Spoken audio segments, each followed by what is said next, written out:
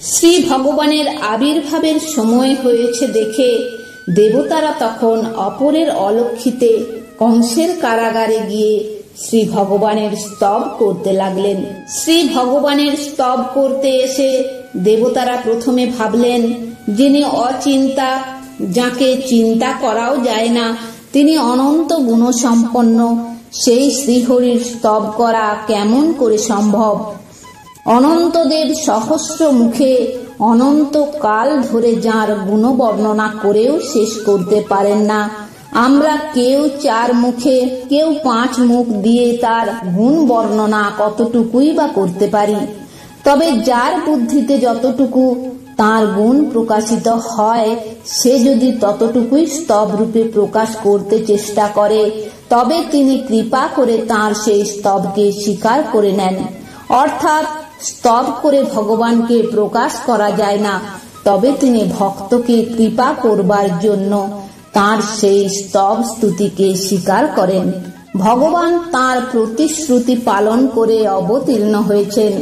দেবতারা ক্ষীরোদ সাগর তীরে গিয়ে পৃথিবীর ভার দূর করবার জন্য তার স্তব করেছিলেন। সেই সময় তিনি পৃথিবীতে স্বয়ং অবতীর্ণ হবেন বলে দেবতাদের কথা দিয়েছিলেন।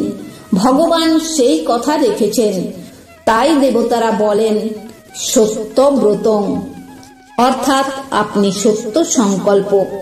যদি কোনো লোক নিয়ম করে কিছু করে, কখনো সেই নিয়মের ব্যতিক্রম না করে, তবে সেই নিয়মকে তার ব্রত বলা যায়। রাম অবতারে ভগবান বিভীষণকে বলেছিলেন, যদি কেউ আমার শরণাপন্ন হয়ে মাত্র একবার আমি তোমার হলাম এই বলে প্রার্থনা করে, তাহলে আমি চিরকাল তাকে অভয় দিয়ে থাকি। এই হচ্ছে আমার ব্রত। দেবতারা বলছেন, আমরা ক্ষীরোদ সাগর তীরে গিয়ে আপনার শরণ নিয়েছিলাম, সেই জন্য আপনি নিজে আমাদের রক্ষা করবার জন্য অবতীর্ণ হয়েছেন। আপনার ব্রত সত্য হলো, এইটি অনুভব করে আমরা পরম আনন্দ লাভ করছি। আপনি সত্যব্রত। কেবলমাত্র সত্যকে আশ্রয় করে যার চরণাশ্রয় লাভ করা যায়, তিনি হচ্ছেন সত্যপর, অর্থাৎ ভগবান। শ্রী রামকৃষ্ণদেব বলতেন, সত্যই কলির তপস্যা। যে সত্যকে ধরে রাখে, সে সত্য স্বরূপ ভগবানকে লাভ করে। ত্রিসত্য, অর্থাৎ যে জিনিস আগে ছিল, এখন আছে এবং ভবিষ্যতেও থাকবে, তাই হচ্ছে ত্রিসত্য। জাগতিক কোনো জিনিসই ত্রিসত্য